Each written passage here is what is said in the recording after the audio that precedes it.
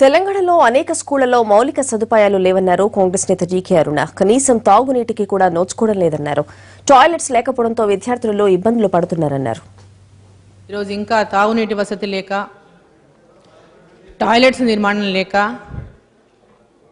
పిల్లలు స్కూలుకు రావడానికి తగ్గించడమే కాకుండా అధ్యక్ష చాలా ఇబ్బందులు పడుతున్నటువంటి విషయంలో కూడా మనకు కోర్టులు కూడా ఇంటర్ఫియర్ అయ్యి దీనిపైన మరి ప్రభుత్వానికి మొట్టికాయలు వేసినటువంటి విషయం మనం గుర్తించాల్సిన ఉంది అధ్యక్ష.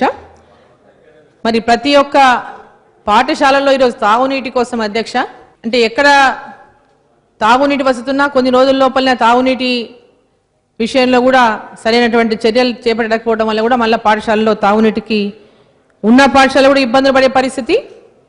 మరి ఇప్పటిదాకా తాగునీటి వసతి లేనటువంటి పాఠశాలల్లో కూడా ప్రభుత్వం ఇంకా ఎలాంటి చర్యలు తీసుకోలేదు అధ్యక్ష. అదేవిధంగా టాయిలెట్స్ నిర్మాణంలో కూడా అధ్యక్ష చాలా పాఠశాలల్లో ముఖ్యంగా ఆడపిల్లలు చాలా ఇబ్బందులు పడతా ఉన్నారు అధ్యక్ష. పాఠశాలల్లో ఈ టాయిలెట్స్ లేక టాయిలెట్స్ కూడా నీటి వసతి లేక కూడా టాయిలెట్స్ యూజ్ చేయకపోవడం చాలా